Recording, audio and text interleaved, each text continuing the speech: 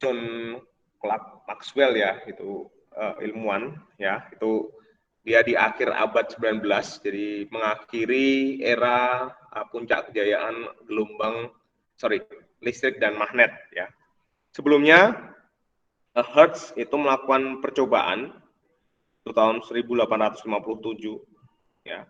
Itu membuktikan bahwa dia hidup 1857 sampai 1894. Membuktikan bahwa gelombang elektromagnetik itu merupakan gelombang transversal ya. Jadi gelombang elektromagnetik itu adalah gelombang transversal. Kemudian Siemens ya, itu menyatakan bahwa medan magnet dapat berpengaruh terhadap berkas cahaya. Kemudian percobaan Stark ya, ilmuwan Jerman itu mengungkapkan bahwa medan listrik sangat kuat dapat mempengaruhi berkas cahaya ya. Jadi terus kemudian puncaknya itu di Maxwell ya. Jadi Maxwell itu menyatakan bahwa gelombang elektromagnetik itu merupakan perambatan medan listrik dan medan magnet ke segala arah yang satu sama lain saling tegak lurus secara periodik. Jadi gelombang elektromagnetik itu sebenarnya adalah perambatan medan listrik dan medan magnet ya. Gelombang elektromagnetik itu mempunyai sifat-sifat seperti cahaya. Yang pertama itu dapat merambat melalui ruang hampa. Jadi dia tidak memerlukan medium untuk merambat ya. Kemudian dia tidak bermuatan listrik. Jadi ketika tidak bermuatan listrik itu ketika dia melewati medan magnet ya tetap akan lurus ya. Kemudian merupakan gelombang transversal, yaitu arah getarnya tegak lurus dengan arah rambatannya ya. Kemudian memiliki sifat umum gelombang, sifat-sifat umum gelombang ya kan. Jadi bisa dipantulkan, bisa mengalami polarisasi, interferensi dan apa itu namanya? Difraksi ya. Nah, kemudian arah rambatannya itu tidak dapat dibelokkan baik dalam medan listrik maupun medan magnet. Ya, kita kan kemarin belajar kalau muatan dia melalui medan B atau medan magnet, dia akan mengalami pembelokan ya. Kita sudah belajar dengan aturan tangan kanan ya. Jadi ketika muatan itu bergerak pada medan magnet, dia akan mengalami pembelokan, ya kan? Kemarin kita udah. Nah, tapi kalau gelombang elektromagnetik dia tidak mengalami pembelokan, dia akan lurus ya. Karena apa? Karena tadi tidak bermuatan ya, tidak bermuatan listrik. Jadi kecepatan rambat gelombang elektromagnetik itu hanya bergantung pada yang pertama itu adalah permitivitas listrik E0 dan permeabilitas ruang hampa mu0 ya. Nah, ini dari percobaan itu dan dari apa namanya rumus itu menghasilkan bahwa kecepatan gelombang elektromagnetik itu sama ya. Jadi gelombang elektromagnetik itu nanti kita lihat ada spektrumnya itu macam-macam, ada sinar X, kemudian cahaya tampak, kemudian sinar gamma dan sebagainya itu memiliki kecepatan yang sama ya. Yaitu 3 kali 10⁸ meter per second atau 300 juta meter per second ya. Jadi artinya misalnya cahaya matahari yang kalian lihat sekarang itu matahari yang kalian lihat sekarang itu adalah matahari 8 menit yang lalu. Ya, karena apa? Karena cahaya memerlukan waktu untuk bergerak ke mata kita kan. Jadi ketika kalian melihat matahari sekarang itu yang kalian lihat itu matahari yang 8 menit yang lalu. Nah, ketika kalian melihat bintang yang sekarang itu bisa berjuta-juta tahun yang lalu. Bisa saja bintangnya udah nggak ada tuh. Ya. Jadi yang kalian lihat cahaya itu bisa sampai ke mata kalian kan perlu menjalar ya. Dengan kecepatan ini 3 kali 10⁸ meter per second. Jadi bisa saja bintang yang kalian lihat itu bintang yang berjuta-juta tahun yang lalu ya, baru sampai ke kita. Jadi ketika bintang itu udah mati belum tentu kita dapat melihatnya gitu. Oh, itu bintang itu udah mati atau belum gitu loh. Karena cahayanya baru sampai ke kita beberapa waktu kemudian ya. Nah, mu0 tadi besarnya adalah 8,85 kali 10⁻⁻12 E0 ya. epsilon 0 itu E0, kemudian mu 0 itu 4pi kali 10 pangkat min 7 Weber per ampere meter ya. Jadi ini besarnya nilainya itu adalah sekitar 3 kali 10 pangkat 8 meter per second.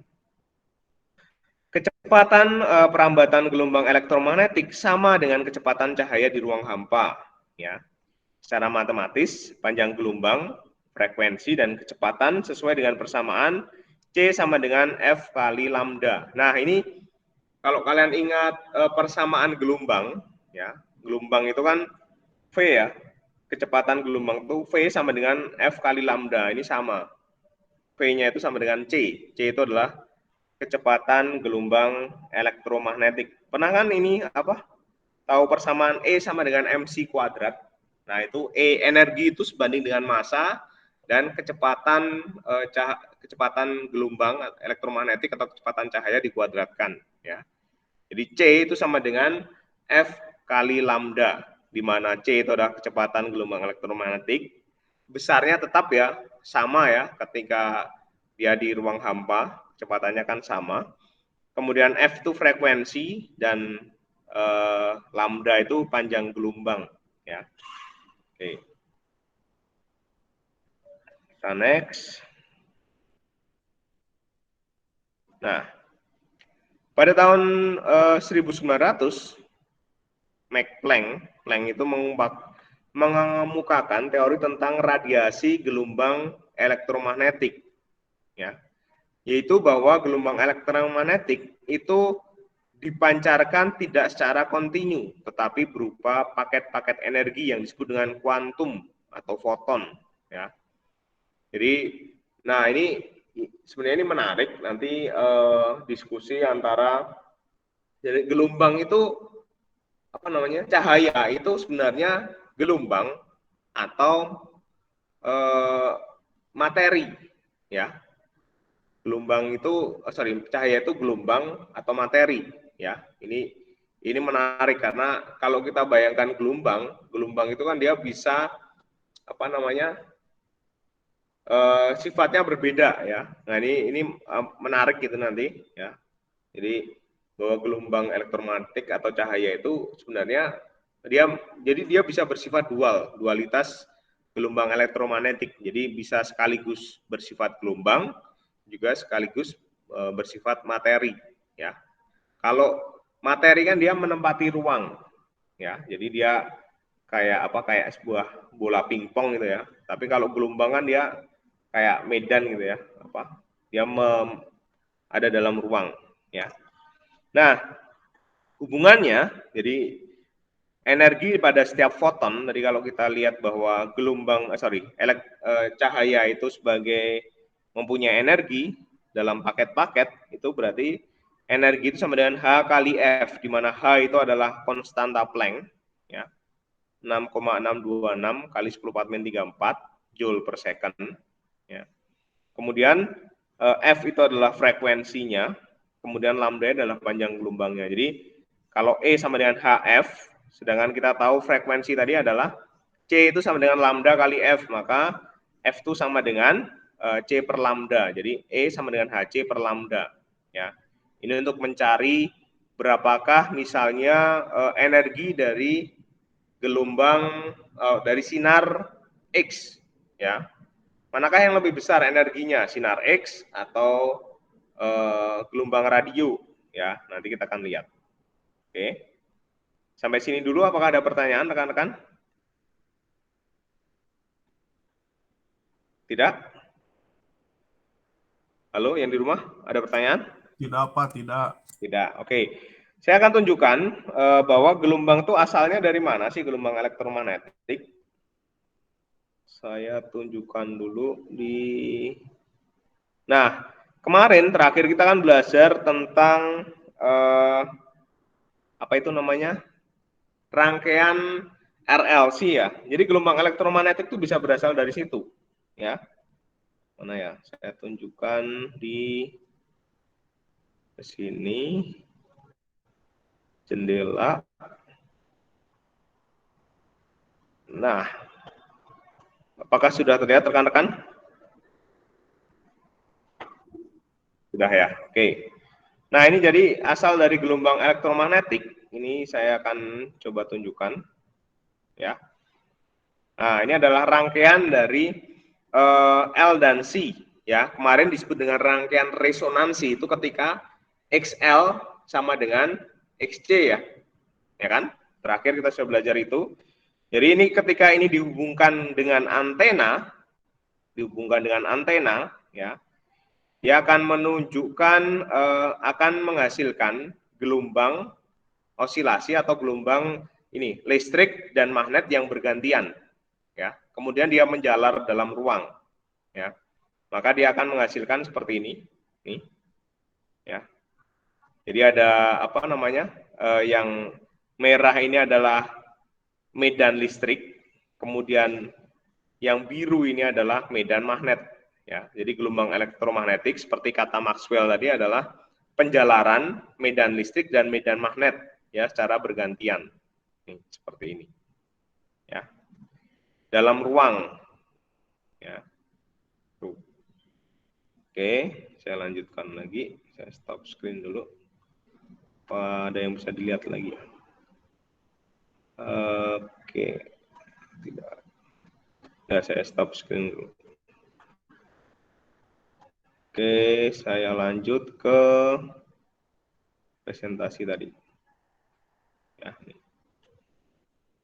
Nah, tadi yang saya bilang bahwa gelombang elektromagnetik itu mempunyai spektrum. Ya, spektrum itu, oh ya, tadi sumber gelombang elektromagnetik itu bisa dari osilasi listrik ini tadi, ya.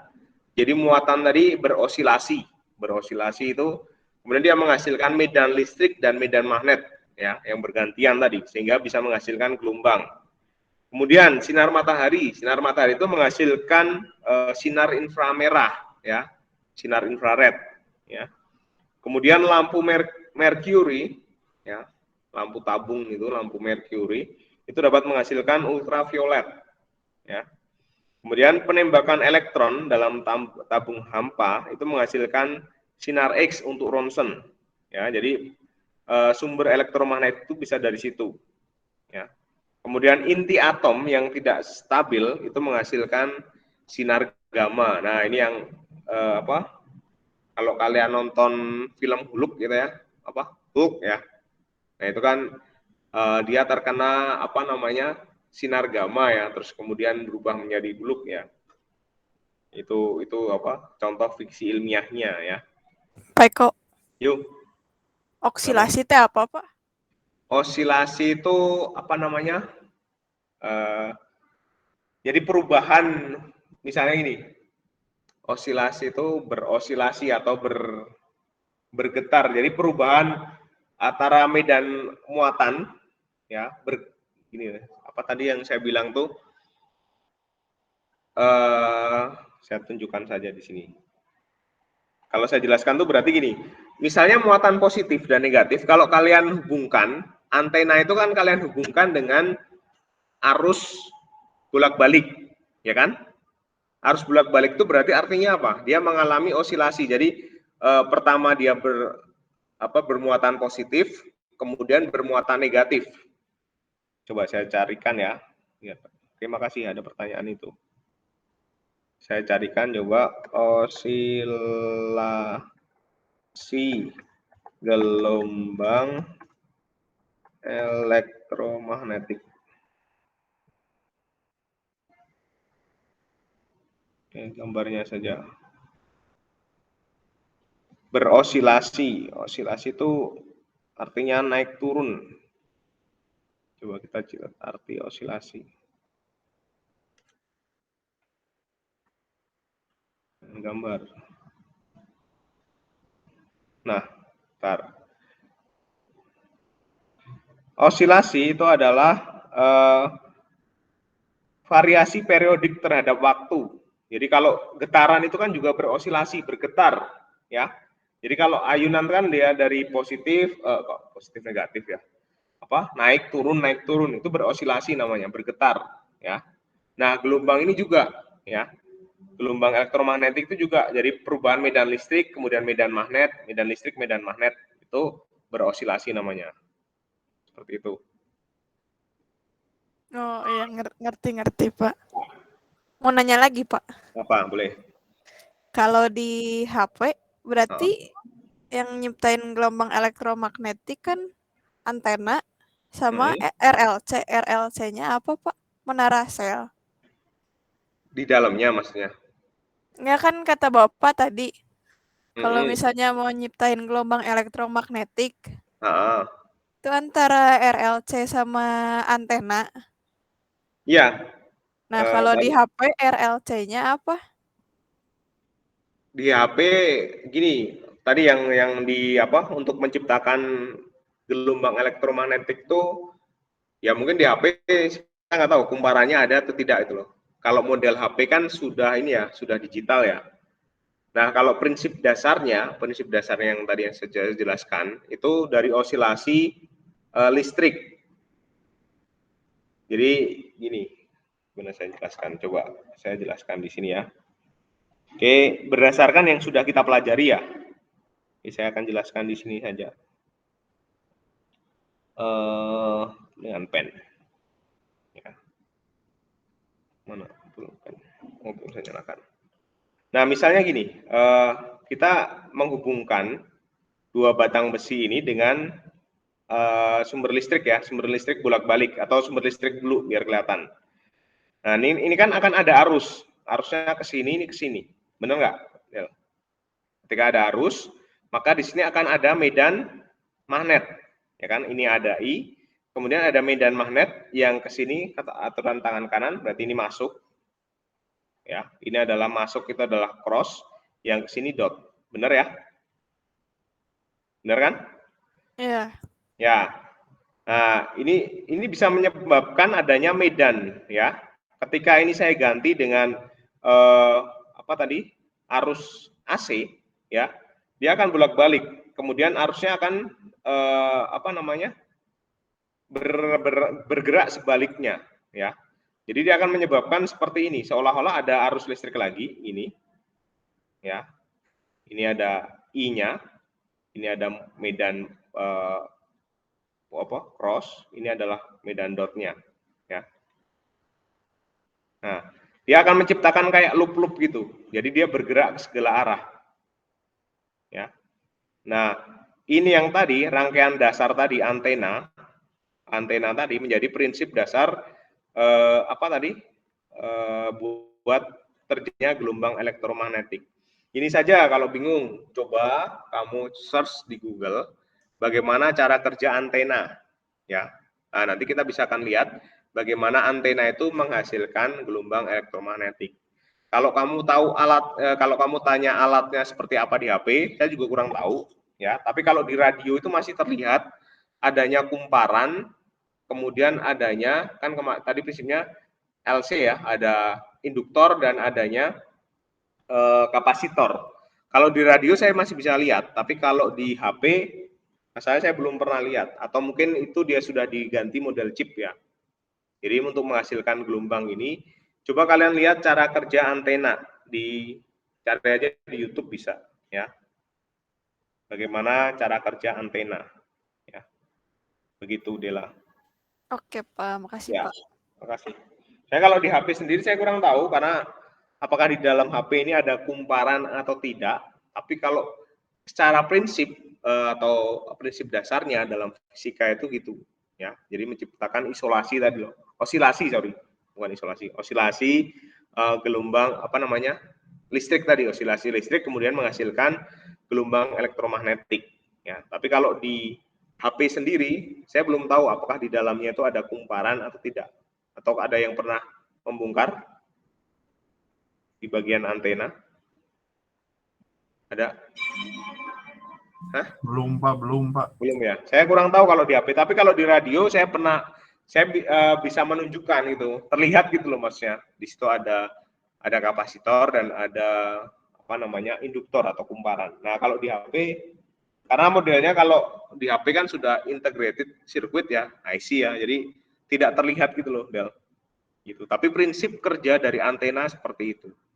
Ya, bagaimana antena itu bisa memancarkan gelombang elektromagnetik ya. Kalau kemarin kalian lihat dasar teori juga kan di situ ada pemancar dan juga ada penerima, ya. Prinsip dari penjalaran gelombang kan seperti itu, ya.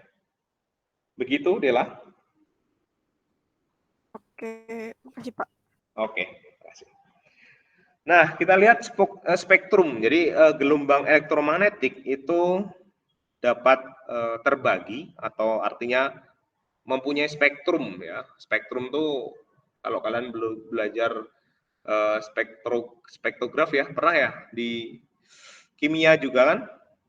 Pernah nggak ada tinta gitu terus dia akan, belum pernah ya? Spektrograf itu pemisahan atau apa itu istilahnya, ya? Belum ya? Nah, intinya kalau spektrum tuh dia akan membedakan gelombang elektromagnetik ini, ya. Nah, yang pertama itu adalah gelombang, ini saya urutkan dari frekuensi yang besar ke frekuensi yang kecil. Nah, tadi sebelumnya kita lihat hubungannya bahwa frekuensi itu berhubungan dengan energi. Jadi artinya ini saya urutkan dari gelombang elektromagnetik yang punya energi yang paling besar ke energi yang paling kecil, ya. Ingat dari persamaan sebelumnya bahwa energi gelombang elektromagnetik ini sebanding dengan frekuensi, ya, dan berbanding terbalik dengan lambda, panjang gelombang. Bisa dipahami? Ya, tadi kan E sama dengan HF, artinya energi itu sebanding dengan frekuensi. Sedangkan rumus yang sebelumnya kan saya tunjukkan bahwa E sama dengan HC per lambda. Jadi E itu berbanding terbalik dengan lambda. Kalau kalian lihat di sini bahwa sinar gamma itu adalah mempunyai frekuensinya paling besar nih, 10 pangkat 20 sampai 10 pangkat 25 Hz, ya. Sedangkan panjang gelombangnya itu sangat kecil, 10 pangkat min 11 sampai 10 pangkat min 8 cm, ya. Jadi berbanding terbalik. Nah, ciri-cirinya dia mempunyai daya tembus yang sangat besar, ya. Jadi spektrum tadi itu adalah ini apa ya? Ketika cahaya itu diuraikan kan, kalau misalnya cahaya putih itu kan kalau diuraikan dia mempunyai banyak warna, ya. Ada magico ibiniu, ya. Itu namanya spektrum, ya. Jadi kalau spektrum gelombang elektromagnetik itu adalah keseluruhan gelombang elektromagnetik, ya. Dari sinar gamma nanti sampai gelombang radio. Sinar gamma itu punya frekuensi yang tinggi, panjang gelombangnya rendah. Sedangkan kalau gelombang radio itu punya frekuensi yang kecil, ya, frekuensinya rendah, tapi panjang gelombangnya besar. Nanti kita lihat. Nah, sinar gamma itu punya daya tembus yang besar sehingga dapat menembus timbal atau plat besi, ya. Nah, sinar gamma tadi kan dihasilkan dari inti atom yang tidak stabil, ya. Misalnya peluruhan uranium. Nah, itu dapat menghasilkan sinar gamma, ya. Kemudian yang kedua itu adalah sinar X. Sinar X itu frekuensinya dari 10 pangkat 16 sampai 10 pangkat 20 Hz. Jadi di bawahnya sinar gamma. Sedangkan panjang gelombangnya itu dari 10 pangkat min 9 sampai 10 pangkat min 6 cm. Ya. Itu mempunyai daya tembus yang kuat bergantung frekuensi dan jenis bahan yang ditembusnya. Ya. Dihasilkan oleh tembakan elektron dalam tabung ruang hampa pada permukaan keping logam. Jadi dihasilkan dari apa ini? Keping logam yang ditembakkan elektron. Nah, ini peristiwa ini disebut dengan peristiwa efek fotolistrik. Nanti kalian bisa cari juga di internet apa itu efek fotolistrik. Jadi keping logam yang disinari dengan elektron, dia akan melepas menghasilkan elektron, ya, dan dia bisa menghasilkan ini sinar X tadi, ya. Ini digunakan dalam bidang kedokteran dan industri, ya. Makanya dia bisa menembus ini kalau kalian di ronsen atau di sinar X itu kan bisa menembus ini, ya, daging, ya. Jadi bisa kelihatan tulang, ya. Tulangmu itu bisa kelihatan. Berarti artinya tulang itu tidak tertembus sinar X atau entah dalamnya itu kalsium atau apa. Jadi sinar X berarti tidak dapat menembus itu, ya. Itu adalah sinar X. Kemudian yang ketiga itu adalah sinar ultraviolet. Ultraviolet atau UV itu frekuensinya dari 10 pangkat 15 sampai 10 pangkat 16 Hz ya. Panjang gelombangnya itu dari 10 pangkat min 8 sampai 10 pangkat min 7 cm. Atau sekitar berapa ya? Kalau sinar X itu kalau nggak salah di bawah 200 nanometer kalau nggak salah. Coba sambil kalian cari panjang gelombang sinar X coba.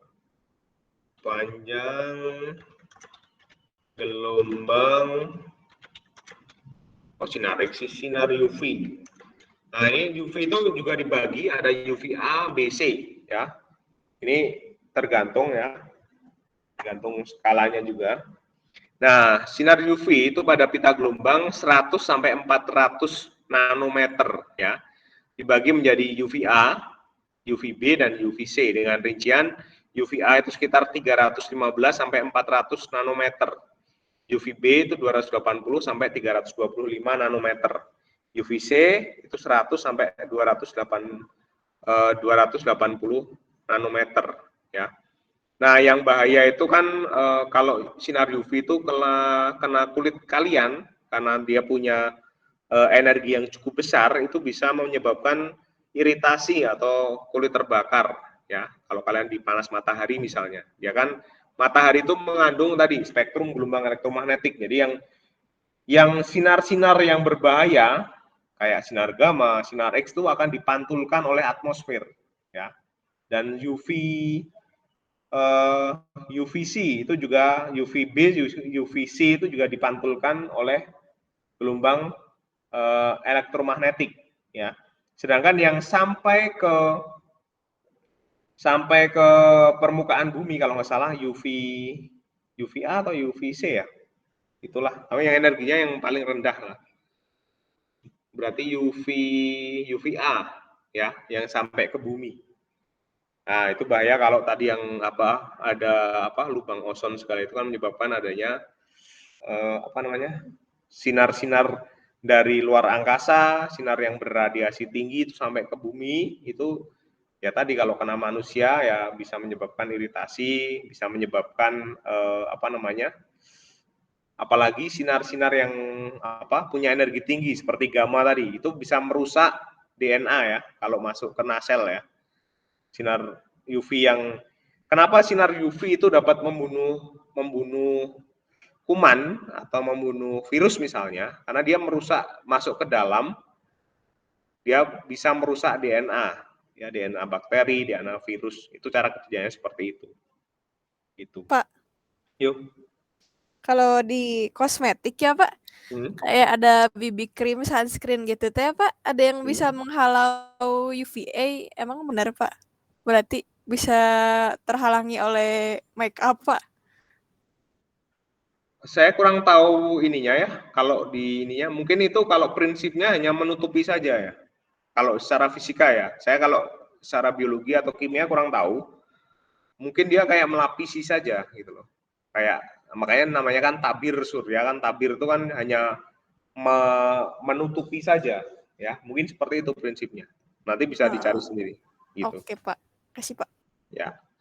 Tapi masalahnya kalau tadi yang UVB ya UVC bisa menembus tadi itu loh. Ya.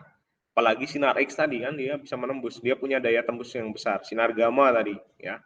Bisa sampai merusak sampai ke DNA. Makanya ketika terjadi bom atom ya kan bahayanya itu pancaran ini kena gitu nggak apa-apa sih. Artinya kan itu kan sinar ya. Tapi sel dalam tubuhmu itu rusak gitu loh. DNA-nya rusak. Jadi ketika menerjemahkan kode-kode genetik ya kan yang ada misalnya di Jepang atau apa itu jadi kacau itu kan kalau kalian belajar tentang kode genetik di biologi ya kan. Nah itu urutan apa itu namanya CGF apa sih kalau ada kode genetik itu kan saling bertahan. Nah itu bisa kacau itu. Jadi bisa artinya menerjemahkannya jadi salah. Jadi bisa terjadi misalnya seperti cacat. Nah itu kan harusnya itu kode genetik untuk mata misalnya. Jadi tangan misalnya atau tangannya jadi double misalnya. Ya itu yang disebut dengan peristiwa mutan tadi ya.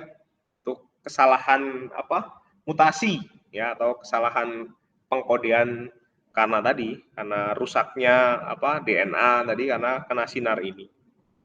Begitu.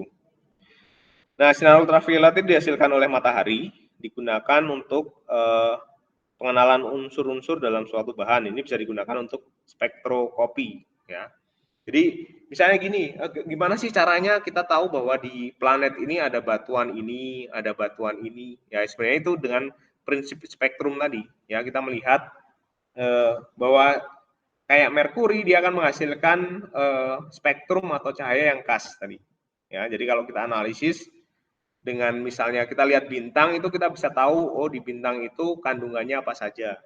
Nah itu dengan spektroskopi ini. Ya. Misalnya kita lihat batuan. Batuan tuh di dalam batuan tuh ada kandungan mineral apa saja. Ya, salah satu caranya dengan spektroskopi ini. Ya, tuh. Kemudian next.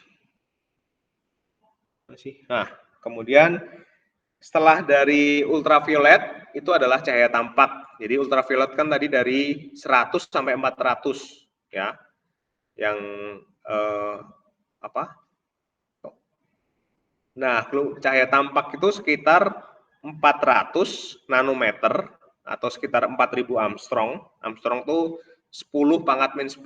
Kalau nano itu 10 pangkat min 9 ya. Jadi biasanya kan gitu. Warna itu dalam nano ya. Panjang gelombang itu ada 400 nanometer sampai 780 nanometer. Jadi 400 itu warna merah ya. Magicu hibiniu. Jadi kebalik ya. Warna merah itu punya energi yang rendah daripada warna ungu. Jadi setelah ultraviolet, ya kan, makanya warna yang dapat kita lihat itu adalah violet atau ungu. Ya, ungu itu berarti sekitar 400 nanometer panjang gelombangnya. Ya. Sedangkan warna merah itu sekitar tadi 700-an nanometer. Ya. Jadi warna violet, makanya ultraviolet itu di atas violet. Jadi 400 nanometer itu adalah warna ungu. Ya. Warna ungu, kemudian kalau diurutin kan dari merah itu berarti sekitar 700-an. Kemudian nanti bisa sambil kalian cari di internet panjang gelombang cahaya tampak misalnya. Silakan search saja. Panjang gelombang cahaya tampak. Sudah dilihat, rekan-rekan? Jadi warna violet atau ungu itu sekitar tadi. Jadi 400-an tadi ya. Kemudian blue, biru, itu sekitar 400 sampai 500-an. Hijau, itu sekitar 500 sampai 600-an lah. Ya, 570. Ya. Kemudian yellow atau kuning itu 570 sampai 590. Orange 590 sampai 600-an, kemudian merah itu 600 sampai 750-an. Ya, itu adalah ada frekuensinya sekitar 10 pangkat 14 ya. Rata-ratanya ini. Frekuensinya 10 pangkat 14 Hz. Ya. Itu dihasilkan oleh matahari dan lampu. Ya, matahari itu dia menghasilkan banyak semua gelombang elektromagnetik ya, semua spektrum gelombang elektromagnetik, ada cahaya tampaknya ya, dan lampu yang kalian lihat, lampu RGB itu kan berarti panjang gelombangnya macam-macam. Kemudian sinar inframerah ya. Sinar inframerah itu punya frekuensi sekitar 10 pangkat 11 sampai 10 pangkat 14 Hz panjang gelombangnya. 1000 Armstrong sampai 10 pangkat 7 Armstrong ya. Itu panjang gelombangnya, dihasilkan oleh matahari dan benda panas ya. Benda panas itu mengeluarkan radiasi gelombang inframerah ya. Makanya kalau yang di di bandara itu ya, untuk mendeteksi suhu orang itu biasanya dengan ini kan, dengan bahwa kita tuh sebenarnya memancarkan panas ya kan, memancarkan radiasi ya, radiasi kan pancaran, memancarkan gelombang elektromagnetik ya, menghasilkan panas ya. Panas ini karakternya adalah sinar inframerah ya. Itu digunakan dalam pemotretan ya, misalnya tadi yang di bandara itu. ya. Kemudian selanjutnya adalah radar, ya, radio detection and ranging. Itu sekitar frekuensinya 10,10 Hz, panjang gelombangnya 10,8 Armstrong. Ya. Radar digunakan untuk mencari dan menentukan jejak sebuah benda, pendaratan pesawat terbang, dan misalnya untuk misil itu ya, untuk apa namanya, pelacakan rudal atau misil ya.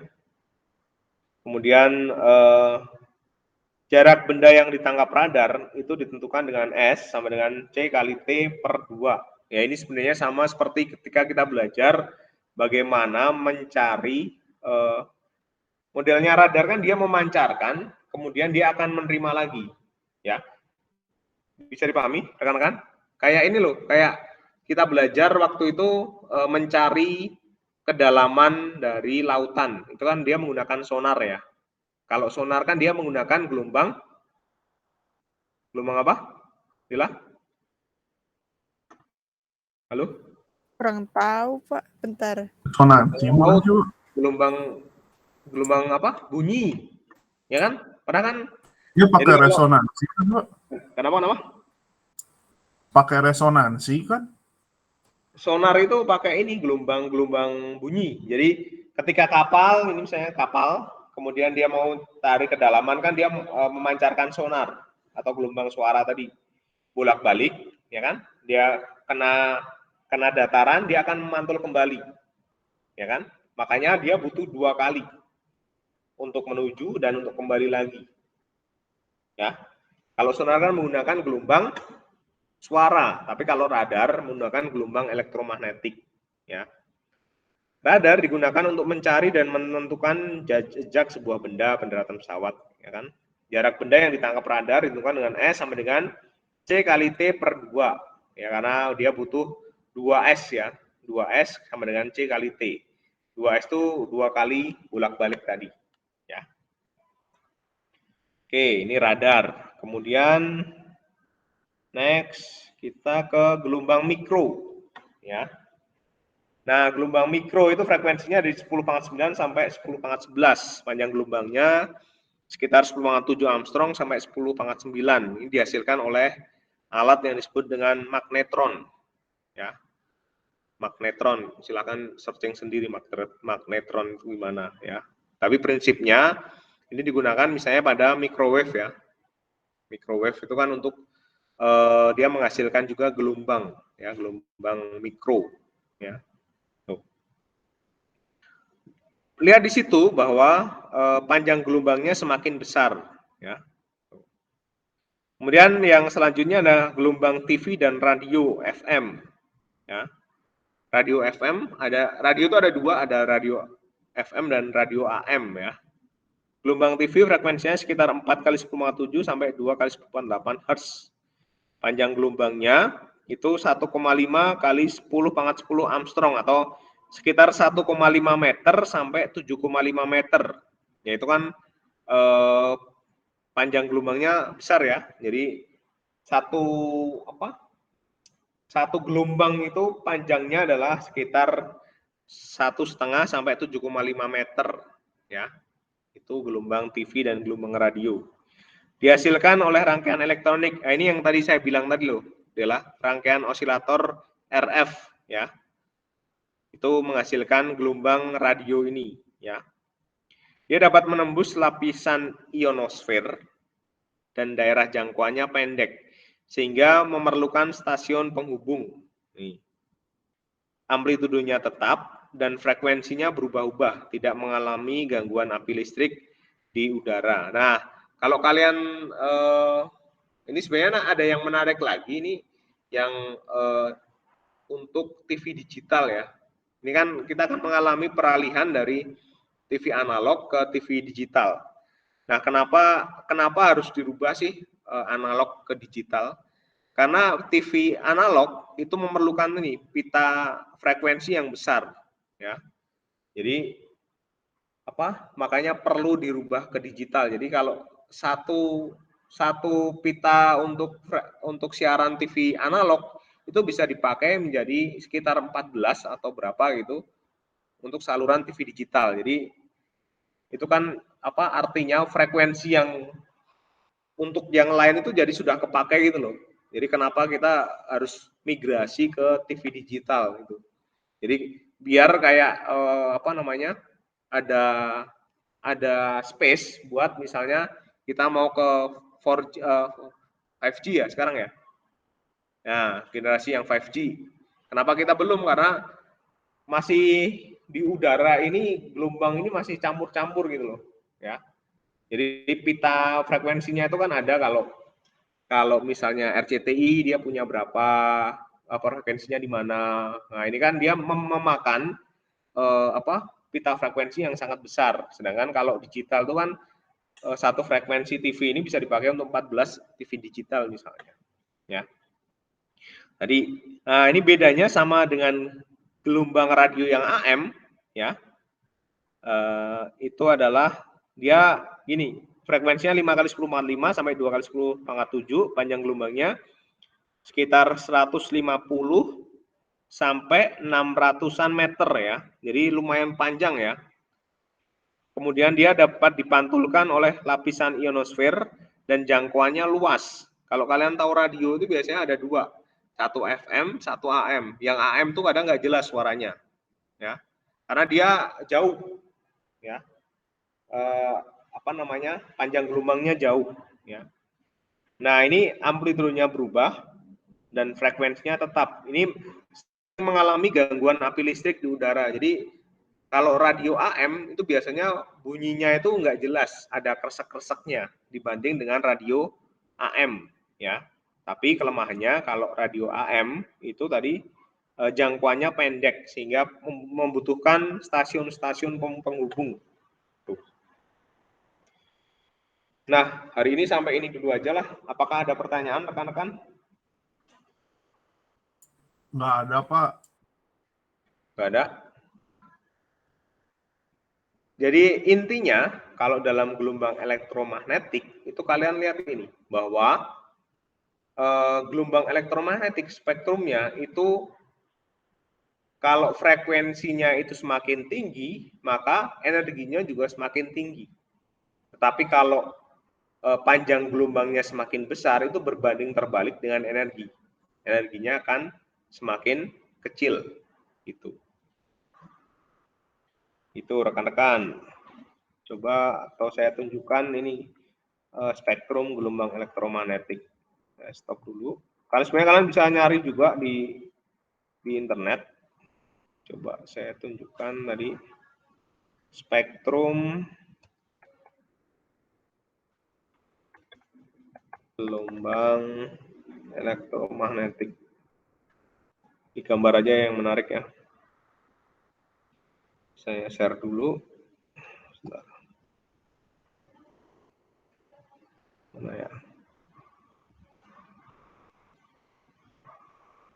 Sini. Nah, ini terlihat ya.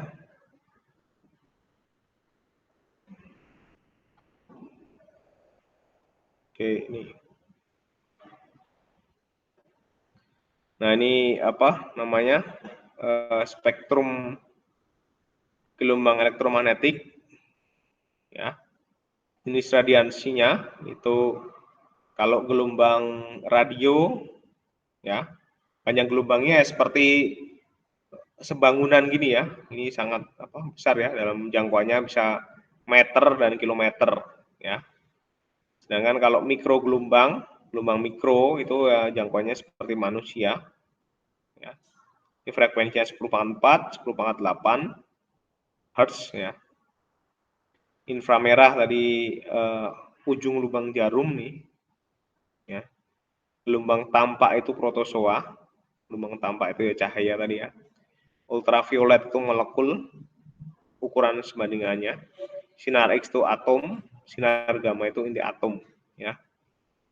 Tuh. Oke. Lagi. Pak. Kenapa? Kalau hantu di mana, Pak? Saya nggak tahu kalau hantu dalam fisika itu, ini bahas secara fisika ya. Dia memancarkan gelombangnya itu kan setiap benda itu pasti memancarkan energi ya. Setiap setiap partikel ya ada panas tuh, karakter ada panas itu berarti inframerah. Saya nggak tahu kalau hantu tuh dia misalnya kalau dalam fisika itu pada gelombang berapa, gelombang apa namanya, sinarnya yang kemana itu. Kalau bisa menembus ya berarti punya energi yang tinggi tadi ya, yang bisa menembus tadi. Kurang tahu kalau saya itu deh. Oh, berarti kalau secara fisika ya Pak, orang-orang indigo tuh yang bisa melihat cahaya lebih dong Pak.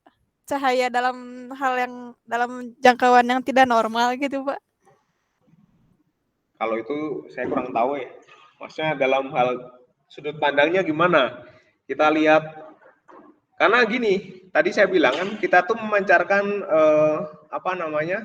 Kalau secara lampu itu sama seperti 100 watt kita tuh sebenarnya. Jadi tubuh kalian itu memancarkan radiasi sekitar 100 watt. Lampu 100 watt kan besar ya, Bella.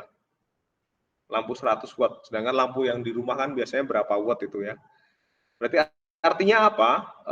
Makanya ketika rumah, misalnya ini ngomong aja ya, rumah ketika ada manusianya sama tidak itu kan akan beda.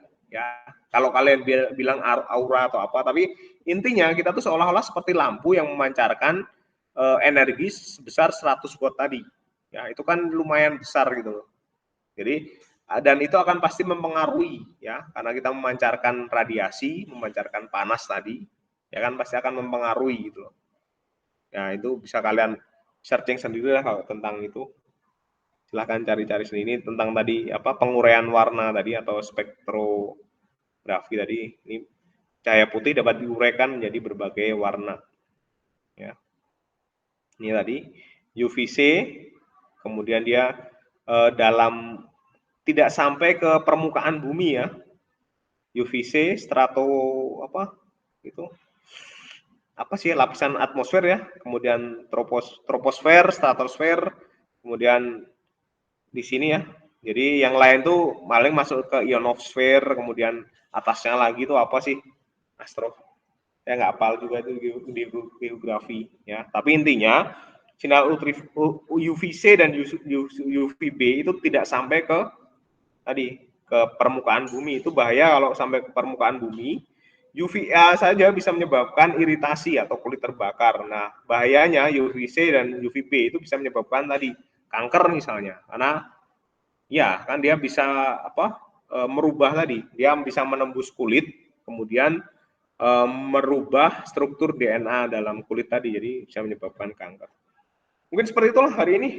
Kalian silahkan cari sendiri ya informasi, tapi prinsipnya tadi bahwa gelombang elektromagnetik itu terbagi menjadi spektrum, dan spektrum itu punya panjang gelombang sendiri dan energi sendiri, dan itu dimanfaatkan oleh manusia ya masing-masing. Tadi ada untuk sebagai gelombang TV, sebagai sinar X, sebagai sinar UV dan sebagainya.